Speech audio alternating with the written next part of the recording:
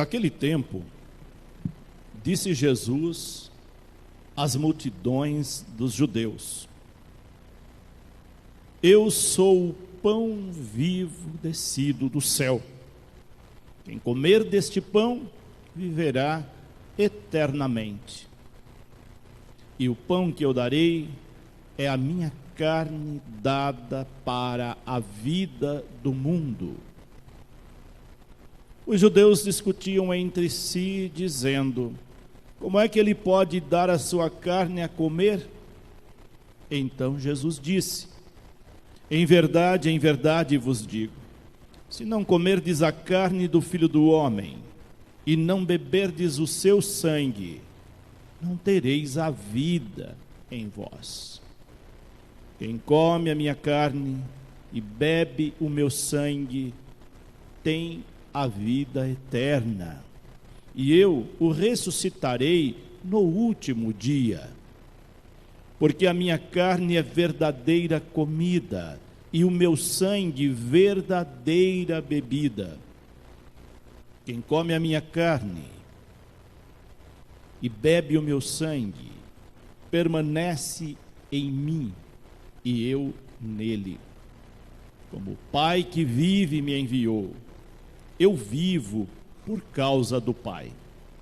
Assim, aquele que me recebe como alimento viverá por causa de mim. Este é o pão que desceu do céu. Não é como aquele que os vossos pais comeram. Eles morreram. Aquele que come este pão viverá eternamente. Palavra da salvação. Glória a vós, Senhor. Hoje a igreja celebra a solenidade do Santíssimo Corpo e Sangue de Cristo.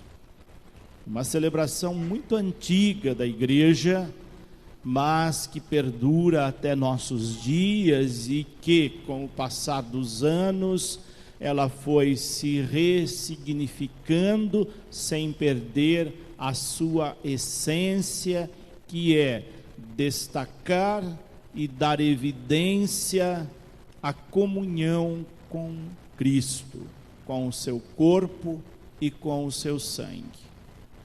Nós fazemos isso em todas as Eucaristias, em todas as missas, mas nesse dia nós a fazemos de um modo muito especial. Evidenciamos ainda mais esse compromisso com Cristo. O destaque desta missa é a comunhão.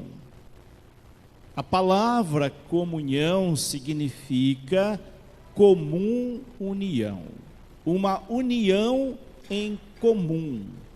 Uma união em comum com quem? Com Cristo.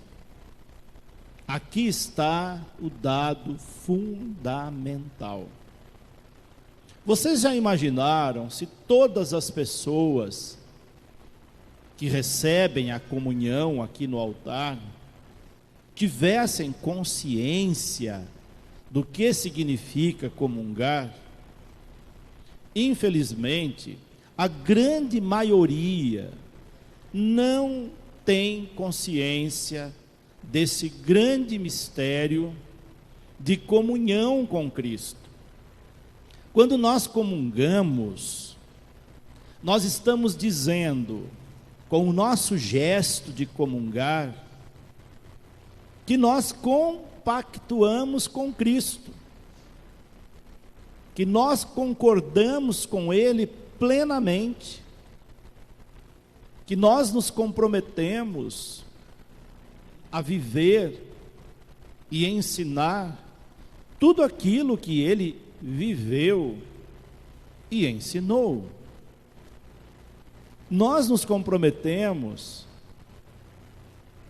a fazer com que Cristo transpareça em nós, que toda pessoa que olhar para nós ela enxergue em nós um outro Cristo, alguém que traz Deus dentro de si, a segunda pessoa da Trindade, como nós celebramos no domingo. Comunhão é algo muito sério, é aquele compromisso que nós temos com Ele, de viver os seus ensinamentos, de assumir a sua causa. E isso não são todas as pessoas que têm essa consciência. Muitos comungam por superstição, comungam porque vê outros comungando, comungam sem saber o que é. Por isso é tão importante a catequese. A igreja tem catequese, preparação para a primeira Eucaristia, justamente para ensinar desde criança o valor da comunhão. No entanto, quando chega o dia da primeira comunhão, a gente vê famílias e crianças mais preocupadas com as vestes, com o ato social, com a fotografia, mas sem ter consciência daquele grande compromisso que ela está assumindo. E o pior de tudo é que depois elas param na catequese e não se aperfeiçoam mais, não aprofundam mais, e ficam adultas com aquela consciência muito precária do que é a comunhão. Conheço um padre que dizia: tem muito adulto que ainda não tirou o vestidinho branco da primeira comunhão, porque a sua consciência de comunhão é tão precária, é tão pequena, que ela não sabe o que está fazendo. E por que eu estou dizendo isso? Porque muitas vezes o nosso comportamento mostra que nós não entendemos o que é comungar com Cristo, porque nós não conhecemos os seus ensinamentos. Cristo nos ensinou tantas coisas sérias e importantes na nossa vida, que se a gente vivesse 1/3 do que Ele ensinou, a nossa vida já seria totalmente diferente. Ele ensinou o amor, Ele ensinou a partilha, Ele ensinou o perdão, Ele ensinou a sermos bons, Ele nos ensinou a nos comprometermos com aqueles que sofrem, Ele nos ensinou a rezar, Ele nos ensinou a ficar mais perto do Deus Pai. E quantas vezes nós nos distanciamos de tudo isso? Às vezes até para vir à missa a gente tem preguiça. Quantas vezes nós comungamos conscientes do que é a comunhão? E é disso que falam as leituras desse dia de hoje. Desse Deus que fez comunhão conosco, que fez aliança conosco, e quer que a gente seja fiel à nossa parte nessa aliança. A aliança tem 2 partes. Por isso que no casamento se tem a aliança. Se uma das partes não cumprir o seu compromisso, essa aliança não se concretiza. É preciso, a responsabilidade é das 2 partes, do marido e da mulher. Se um deles não for fiel, essa aliança se rompe. Deus faz aliança conosco e nós não temos dúvida de que Ele é fiel conosco. Mas nós é que muitas vezes o traímos. Na primeira leitura do livro do Deuteronômio, isso aparece com muita clareza. Para fazer essa aliança com o povo, Deus quis testar esse povo. Para um casal casar, não tem um tempo de namoro, que é o tempo de conhecimento, falar, será que essa pessoa com quem eu vou assumir uma aliança matrimonial, eu tenho condição de viver com ela o resto da minha vida? Deus então faz esse teste com o povo antes de fazer a aliança. Vocês têm um deserto para atravessar de 40 anos. E nesse deserto vocês terão muitas provações. Vão ter fome, vão ter sede, vão ter muitos obstáculos no caminho, vai ter cobras venenosas nesse caminho, vai ter escorpiões, uma aridez tremenda. E é ali que eu provo se vocês creem em mim, se vocês têm fé, se vocês vão querer ficar comigo. Depois que atravessar tudo isso e vocês permanecerem firmes, eu tenho certeza de que vocês me amam. Esse deserto foi uma prova que Deus concedeu ao seu povo para saber se o amava de fato. Aqueles que perseveraram deram provas do seu amor. Aqueles que se perderam pelo caminho mostraram que não foram fiéis a Deus. Depois, na segunda leitura, nós já vemos essa nova aliança que Deus faz, porque a primeira se rompeu. Muitos foram infiéis, colocaram outros deuses no lugar de Deus. Muitas vezes nós fazemos isso, porque é nos momentos difíceis da nossa vida que nós testamos nossa fé. É muito fácil ter fé quando tudo caminha bem, quando tudo dá certo, quando temos saúde, quando estamos bem com todo mundo, quando as coisas caminham direitinho, é muito fácil dizer, temos fé. Agora, quando as coisas começam a se complicarem, aí é que nós vamos testando nossa fé. Tem gente que precisa passar por períodos muito dolorosos ou por situações muito dolorosas na sua vida para encontrar com Deus. Tem um velho ditado que diz: quem não encontra Deus pelo amor, o encontrará pela dor.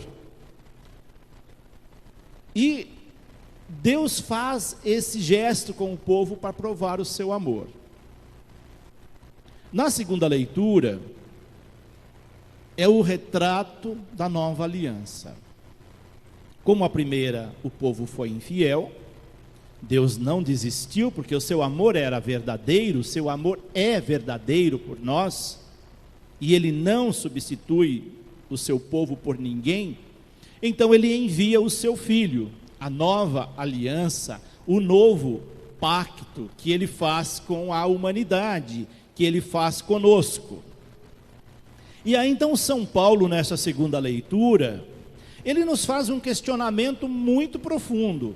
É uma leitura curta, mas que traz um questionamento medular para a nossa fé, para nós pensarmos a comunhão, para nós pensarmos a Eucaristia, para nós pensarmos a nossa relação com Deus. Ele vai dizer aqui através de um questionamento: o cálice da bênção, o cálice que abençoamos, não é comunhão com o corpo de Cristo? Ele está dizendo em outras palavras: você acredita de fato que esse cálice que nós consagramos sobre o altar e que nós comungamos através da comunhão, não é comunhão com o sangue de Cristo? Você não acredita que o pão que partimos sobre o altar não é comunhão com o corpo de Cristo?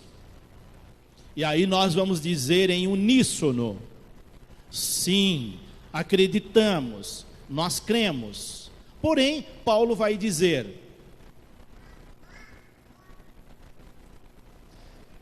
porque há um só pão, nós todos somos um único corpo. E se nós somos um único corpo, nós deveríamos ter muito cuidado com esse corpo, com todos os seus membros. Porque se um membro desse corpo está doente, está sofrendo, todo esse corpo sente. E aí você olha para a sua sensibilidade. Pode ter irmãos seus, irmãs, muito próximo de você sofrendo, e você está tão insensível. Se alguém derrubar um peso na unha do seu pé, você não vai sentir no corpo inteiro a dor daquela unha invisível, insignificante, agredida? Assim deveria ser o nosso comportamento relacional, em comunidade, em comum unidade. Se nós temos Cristo como esse corpo, se nós comungamos do seu corpo e do seu sangue, nós deveríamos ter essa sensibilidade uns com os outros, que muitas vezes nós não temos. Aqui está a beleza da igreja. Quando nós nos tornamos insensíveis à dor do outro, é um forte sinal, um forte indício de que nós não entendemos a comunhão. Questiona-nos Paulo nesta segunda leitura. Viram como a comunhão é algo tão profundo? Não é só você chegar aqui diante do altar e receber a hóstia consagrada. Isso é fácil. Qualquer criança faz isso sem a menor consciência. Mas comungar com consciência, sabendo do seu compromisso, é para poucos. É só para aqueles que de fato tiveram essa consciência. Não podemos só ritualizar a comunhão, muito menos banalizá-la. Nós precisamos de fato sacramentá-la. Esse é o sentido do sacramento da comunhão. Esse é o grande compromisso que nós temos com Cristo. E aí nós ouvimos o evangelho de hoje, em que Jesus recorda para nós esse grande mistério. Aquilo que após a consagração o sacerdote diz: eis o mistério da fé. Não queira racionalizá-lo. Não queira provas científicas disso. É o mistério da nossa fé. E ele vai falar desse mistério da nossa fé nesse evangelho de hoje, quando ele se apresenta como pão vivo descido do céu. E vai dizer: quem comer desse pão não morrerá, viverá eternamente. É claro que não é nesse mundo. Nesse mundo ninguém vai viver eternamente. Mas ele está falando da vida eterna. Aquele que comunga com Cristo, verdadeiramente garante a sua vida eterna, porque ele está na eternidade do Pai. E foi por isso que ele se deu como alimento para nós. Um gesto muito bonito de se fazer alimento, de se consumir por nós. Quando nós fazemos algo para alguém gratuitamente, nós nos consumimos um pouquinho para aquela pessoa. Nós nos fazemos alimento para aquela pessoa. A beleza da igreja também consiste nesses gestos de pessoas que se consomem por outras gratuitamente. E a gente só encontra isso muitas vezes na igreja. É claro que tem gente na igreja que não faz isso, mas tem muita gente na igreja se consumindo pelos outros, servindo a outros, ajudando a outros sem esperar nada em troca. É por isso que nós temos na igreja os messes, ministros extraordinários da distribuição da Sagrada Comunhão Eucarística, que são aqueles que se colocam à disposição da igreja, depois do sacerdote, para se consumir para os seus irmãos, para se doar, muitas vezes tendo que deixar compromissos, tendo que deixar a família, para ir visitar doentes, para ir a hospitais, para fazer celebração de exéquias, para servir aqui na igreja durante a missa, ou numa celebração da palavra. São pessoas que estão ali como braços do sacerdote, ajudando a servir, não só em momentos extraordinários, mas em momentos em que a igreja precisa. Assim nós temos os nossos messes. Nós temos um bom número de messes, graças à boa vontade daqueles que disseram o seu sim. E hoje nós temos a graça de reforçar essa equipe que vai atuar nesta paróquia daqui para frente, servindo a Deus com bondade, com integridade, com honestidade, com sinceridade. Quando um mestre não cumpre essa função, ele não está traindo o padre, ele está traindo o próprio Cristo. Infelizmente, às vezes a gente encontra, porque ninguém é perfeito, ninguém traz escrito aqui, olha, eu sou uma pessoa de boa índole, e ela vai revelar isso nos seus atos, no seu comportamento. Então, quando um mestre faz alguma coisa que prejudica a igreja, ele está prejudicando em primeiro lugar a Cristo, depois os sacerdotes que eles auxiliam, depois a própria comunidade. Vez por outra a gente encontra mestres com comportamento dessa natureza, mas graças a Deus são poucos. A grande maioria são pessoas íntegras, fiéis, que a gente pode confiar. Quando alguém é indicado para ser mestre, ele passa por esse filtro. São pessoas que a gente confia.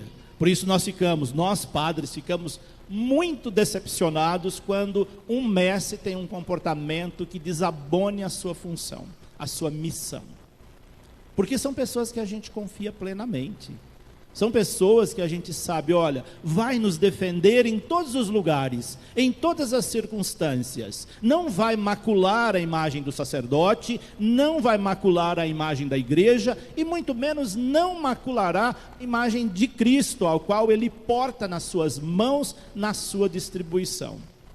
Por isso são pessoas de extrema confiança, nossas, dos sacerdotes. Por isso vocês que estão aqui hoje, são pessoas que nós confiamos, são pessoas que nós queremos muito bem, tanto os que já estão servindo, quanto aqueles que foram convidados, quanto os que hoje não estão servindo, mas que já serviram e que hoje não renovarão os compromissos. Então, nesse momento, nós vamos passar para o rito da renovação do compromisso desses que já estão atuando e também fazer a investidura dos novos mestres